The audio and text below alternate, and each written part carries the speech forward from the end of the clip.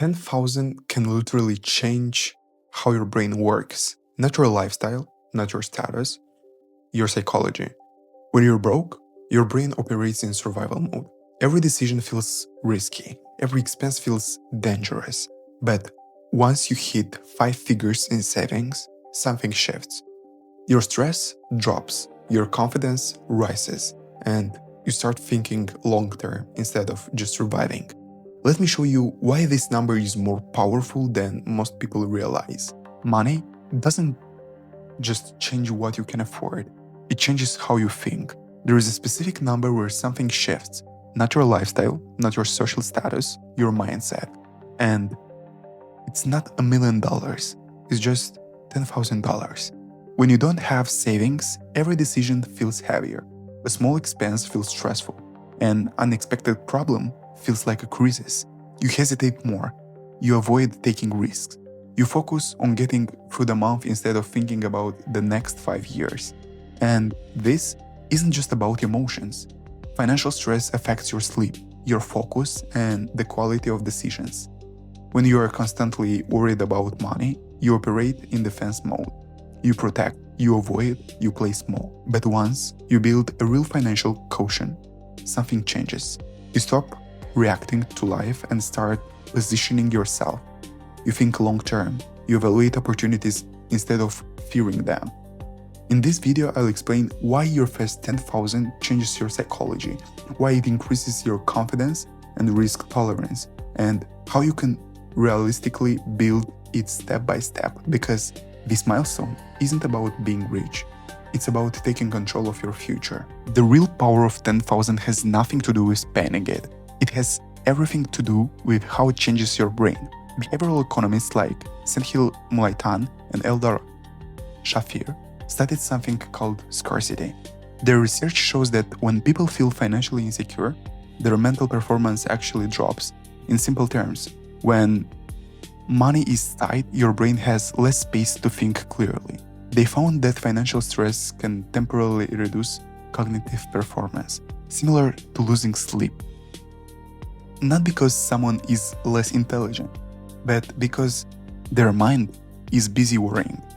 When you're consistently thinking, what if something goes wrong? Your brain stays in survival mode. That's the real problem.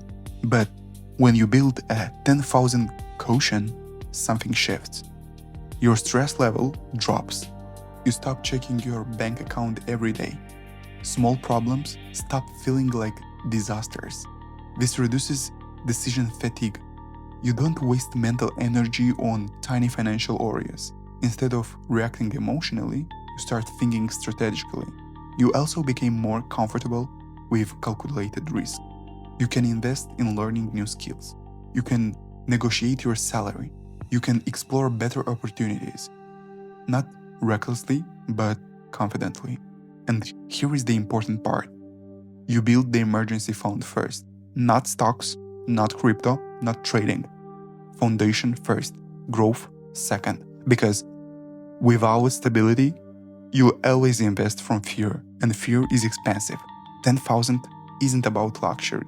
It's about moving from survival mode to strategy mode. And that shift changes everything. Broke people avoid risk. Investors take calculated risk. That's the difference. When you don't have savings, you don't have options. You stay in bad jobs longer than you should. You tolerate unfair pay. You avoid asking for a rise because you're afraid of losing what you already have. You play it safe, not because you lack ambition, but because you can afford to lose. Without savings, quitting a toxic job feels dangerous. Negotiating feels risky. Investing in a new skill or certification feels like responsible. Every move has too much pressure attached to it. But with 10,000 saved, the game changes. You can survive 3 to 6 months if something goes wrong. That briefing room gives you leverage. You walk into negotiations differently. You speak more calmly. You are willing to walk away from bad deals. And that alone changes how people treat you. Confidence isn't just personality. It's financial positioning. The American Psychological Association consistently reports that Money is one of the top sources of stress in households. When money stress drops, people think more clearly and perform better. So, imagine removing that constant pressure. Now, you can invest in skills.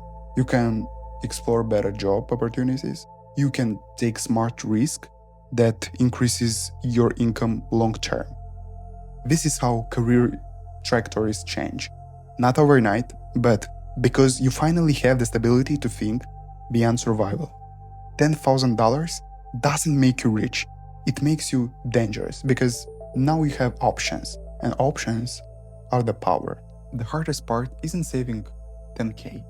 It's becoming the type of person who does. Most people think saving money is about discipline or motivation or cutting expenses for a few months, but that's not how real change works. In the book Atomic Habits, James Clear explains that lasting change starts with identity. Not what do I want to achieve, but who do I want to become. There is a big difference between saying I'm trying to save money and saying I'm someone who saves money. The first one sounds like temporary. The second one is identity. When you see yourself as someone who saves, your decisions change automatically. You don't need extreme motivation every day. You don't need to feel inspired. You simply act in alignment with who you believe you are. You start asking different questions. Not, can I afford this? But, is this something a financially disciplined person would buy? Small choices begin to compound. You cook more often, you compare options, you think before spending, you automate savings, and over time, those small actions build momentum. Saving your first 1,000 feels hard. Saving the next 1,000 feels easier. By the time you approach 10,000, you are no longer forcing yourself. You've changed, and that's the real transformation. 10K isn't powerful because of the number. It's powerful because of the person you had to become to reach it. And once you became that person, building 20K, 50K, 100K becomes a matter of time. That's when wealth stops being luck and starts being identity. So, now, here is where most people get it wrong. They want to invest before they're stable. They open a brokerage account, they buy stocks, maybe crypto, maybe trading, but they skip the foundation. Your first goal isn't investing, it's stability. Before you try to grow money, you need to protect yourself from panic. In The Psychology of Money, Morgan Housel explains a simple idea. Survival is more important than optimization. If you can't survive downturns, your strategy doesn't matter. And this is exactly why 10,000 come first. Without an emergency fund, every market drop feels personal. If your car breaks down or you lose income, you are forced to sell your investments early, maybe at a loss. That destroys compounding. But when you have 10,000 sitting safely as a buffer, everything changes. Now your investments can stay invested. You don't panic. You don't sell emotionally. You let time to do the work. Even legendary investors like Warren Buffett talk about staying rational during volatility. But staying rational is much easier when you are not financially concerned. Emergency fund first, then investing, foundation, then growth. Because investing from fear leads to bad decisions. Investing from stability leads to patience. And patience is where real wealth is built. $10,000 protects you. It removes panic, it gives you stability, it gives you breathing room. But 100K, that's when the game completely changes.